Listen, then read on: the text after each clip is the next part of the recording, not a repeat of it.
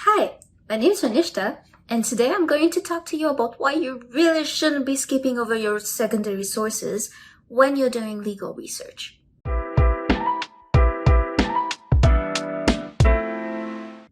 So some of you may already know me as a trainer for Lexis Canada. So what this means in short is that my job is to make sure that you know how to use our tools and resources to make your life, your work, your studies easier. Basically, work faster and more efficiently. So this video is primarily for students. However, anybody who does legal research could benefit from it. So without further ado, let's get into the topic of today's video, which is secondary materials. I'm going to be talking about 3 different reasons throughout this video. And the first one is namely that it gives you a broad understanding of your topic. Now, if you're not very much used to doing legal research, you might think that it's alright for you if you start with searching for case law or for legislation first. After all, these are the primary sources of the law, so it should be fine if you start with that. It's gonna go quicker, right? Not really, no. The fact is that you should always be starting your research with doctrine, and what we call secondary materials or doctrine are namely your legal encyclopedias, your books, textbooks, the commentaries, as well as law reviews and journals. So why would you want to get a broad understanding of your topic first?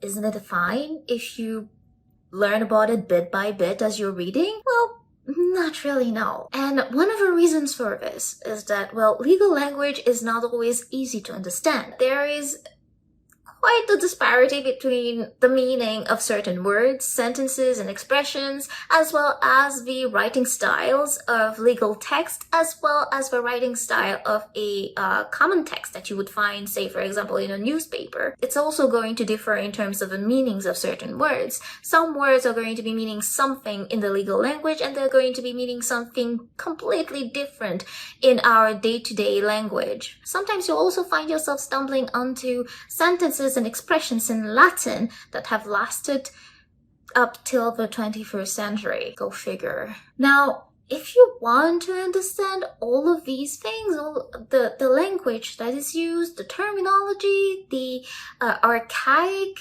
sentences and expressions, well, your best bet for that is to start with secondary sources. So as an example to illustrate what I just talked about, let me show you the differences in doing a search by starting with case law and then doing a search by going through your secondary materials, namely your legal encyclopedias. So say, for example, you've got a project or a paper to write on the topic of the lawful usage of copyrighted materials in Canada. If you haven't explored that topic yet in class, you may not know what is the proper terminology or which are the concepts that apply in Canada. That means that if you're going to start your research on your general knowledge, you might start your search with a term fair use and think that that is applicable in Canada, when in fact this concept that you're using for your search and that you can find all over the internet is actually from the United States and does not apply in Canada. There is a concept that is similar to fair use in Canada, but you wouldn't know that from the get-go. So let's say you started your research with the keyword fair use, and you started it in legislation and case law. You'll find after spending quite some time reading through pages and pages of cases then that the Canadian courts don't recognize this concept of fair use, and that it is instead the concept of fair dealing that applies in Canada. So that right there is the best case scenario you can go for. Now, the worst case scenario, however, you could find yourself in is that you confuse both terms, since both concepts are not one and the same. They're similar, but they're different. And that does not bode very well for your assignment. However, if you went looking for information in your secondary materials, for example, in your legal encyclopedia instead, you'd have a much easier time finding the information you need condensed and organized in an understandable manner. In fact, say for example, you started your search with your Halsbury's Laws of Canada title on copyright. You would find there a whole section that deals with a lawful usage of copyrighted materials. A whole section. on this topic. And now as you browse in the tables of content for useful information, and then you open the first page of a section, you will find that the very first line tells you that fair use does not apply in Canada. And as you read through the following pages, you learn about the different exemptions to copyright infringement that do apply in Canada, which includes fair dealing. So as you can see, it takes a lot less time for you to get to the information you need to know if you start with reading your secondary sources first, which brings me to my next point actually. The next reason why you may want to get a broad understanding of your topic first is that, well, the corpus of legislation and case law is very huge corpus of texts. And trying to get through all of this would take you hours and hours of reading. Whereas if you started with your secondary materials first, well, you would get the information you need summarized, and you would take a lot less time as well. So I know that some of you are going to still be stubborn enough to want to try doing a keyword search for cases and legislation and start with that first instead of going for your secondary sources first. What I did was that I did a little bit of an experiment to prove to you that starting with your secondary materials is going to get you there a lot quicker. And namely what I did is that I went ahead and downloaded the very first case that I get when I do a keyword search for fair use, and I also downloaded the excerpts, the passage from the Halsbury's Laws of Canada on copyright that deals with the lawful usage of copyrighted materials. Now, when I compare both of these documents side by side, the section on the Halsbury's amounts to 60 pages. On the other hand, that first case that I downloaded with my keyword search, that is a whopping 86 pages long. Now, if we consider that the section of the Halsbury's that I downloaded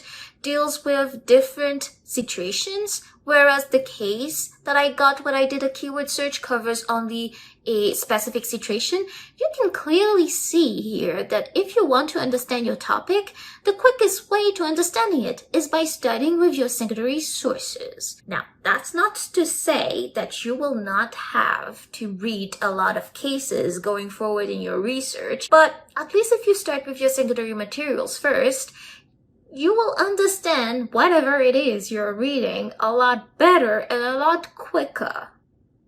So last and not least, by going for the summarized content in your legal encyclopedias or in your books, well, you have less of a chance of missing something important. Another advantage that it brings you is that those citations, those texts that are cited in the commentaries are often enough the most important, the most relevant primary sources for your topic at hand. So how do you go about accessing those primary sources that are cited in the commentaries? Where are they? Where can you find them into a book or a legal encyclopedia? You will be able to find them more often than not in the footnotes of a text. If it's not already in the commentary itself in line with the text, it's gonna be in the footnotes. In Lexis Canada, what we do is that we hyperlink those citations so that you can directly access those cases and legislation that are cited, and therefore spend less time trying to search for them on the platform. We will take a look in the next video actually